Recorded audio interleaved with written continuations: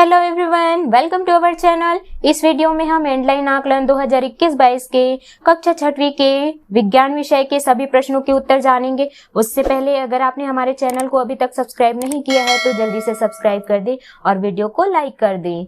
तो चलिए शुरू करते हैं। सबसे पहला प्रश्न है, जूल किसका मात्रक है?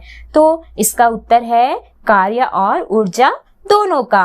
प्रश्न दूसरा, निम्न में से कौन सा संश्लेषित रेशा है? इसका उत्तर है नायलॉन। प्रश्न तीसरा, गर्मी में किस प्रकार से के रेशे से बने वस्त्र पहनने की सलाह दी जाती है? इसका उत्तर है सूती।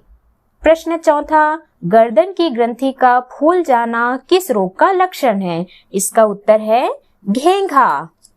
हमारा अगला प्रश्न है, खंड अ में दिए गए मशीनों का खंड ब में दिए गए उदाहरण से मिलान कर सही उत्तर लिखिए। तो इसका सही उत्तर होगा पहला, पेच स्क्रू का नट बोल्ट। दूसरा, घिरनी का कुआं। तीसरा, पहिया और धुरी का साइकिल का पेडल। प्रश्न छठवां है, स्वेटर, बनियान, मोजा, नीटेड बुनाई वाले कपड़े हैं। इन कपड़ों की कोई 3 विशेषताएं लिखिए। इसका उत्तर है पहला, इनमें फैलने व सिकुड़ने की क्षमता होती है। दूसरा, ये आवश्यकतानुसार सिकुड़कर एवं फैलकर शरीर में फिट बैठते हैं। ये खेल के क्षेत्र में विशेष उपयोगी हैं। प्रश्न सातवां, सूर्य ग्रहण का नामांकित चित्र बनाकर वर्णन कीजिए। उत्तर, इसका सूर्य ग्रहण का वर्णन इस प्रकार है। अमावस्या के दिन चंद्रमा सूर्य और पृथ्वी के बीच होता है। कभी कभी जब तीनों एक सीधी रेखा में होते हैं तब चंद्रमा द्वारा सूर्य का कुछ हिस्सा ढक लिए जाने के कारण वह पृथ्वी से दिखाई नहीं देता। इस घटना को ही सूर्य ग्रहण कहते हैं। आपको यहाँ पर इस प्रकार से चित्र बनाना है।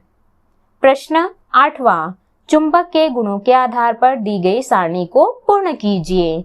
तो यहाँ पे आपको वस्तु का नाम दिया गया है, चुंबक से आकर्षित होती है या नहीं ये बताना है, और फिर वह चुंबकीय पदार्थ है या अचुंबकीय उसको लिखना है। तो जैसा सबसे पहले दिया है, स्ट्रॉ प्लास्टिक का होता है तो यह चुंबक से आकर्षित नहीं हुई, इसलिए यह अचुंबकीय पदार्थ है। वैसे ही ब्लेड लोहा, यह आकर्षित हुई तो यह चुंबकीय पदार्थ है। लकड़ी नहीं हुई, यह अचुंबकीय पदार्थ है।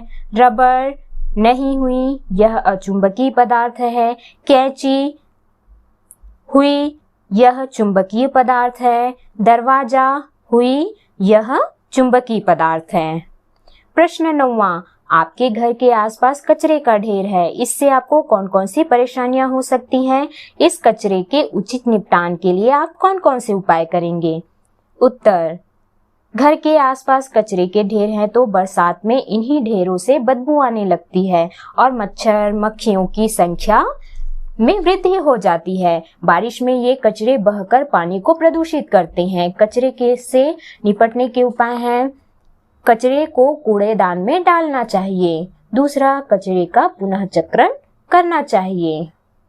प्रश्न 10वां, चित्र के आधार पर नीचे लिखे प्रश्नों के उत्तर दीजिए। पहला, ऊर्जा प्रदान करने वाले खाद्य पदार्थ कौन कौन से हैं? तो इसका उत्तर है चावल, गेहूं, आलू, गन्ना।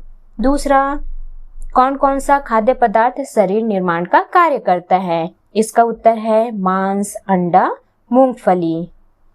प्रश्न तीसरा, विटामिन एवं खनिज लवण के क्या कार्य हैं? उत्तर, विटामिन एवं खनिज लवण शरीर की प्रतिरक्षा का कार्य करते हैं।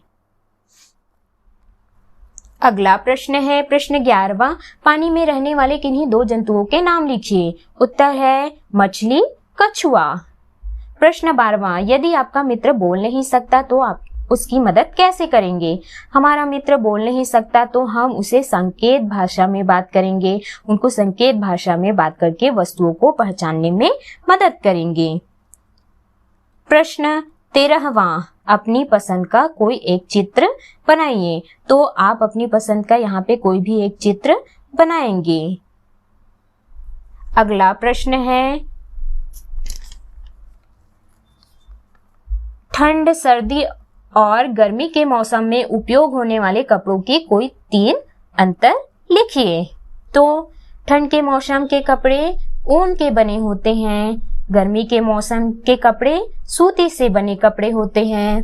ठंड के मौसम में से जो कपड़े उपयोग होते हैं वह बहुत मोटे होते हैं। गर्मी के मौसम के कपड़े अपेक्षाकृत पतले होते हैं। ठंड के मौसम के कपड़े ठंड से हमें बचाते हैं और गर्मी के मौसम के कपड़े हमें गर्मी से बचाते हैं। ख है, इन दोनों मौसम के कपड़े किन किन रेशों से बनते हैं? तो ठंड के मौसम के कपड़े जंतु रेशों से बनते हैं और गर्मी के मौसम के कपड़े वानस्पतिक रेशों से बनते हैं। प्रश्न 15वां है, खंड अ एवं खंड ब का मिलान कर सही उत्तर लिखिए। तो पेड़ों पर उछल कूद करने वाला बंदर, फूलों पर मंडराने वाला भौरा, जल की रानी मछली, जंगल का राजा शेर।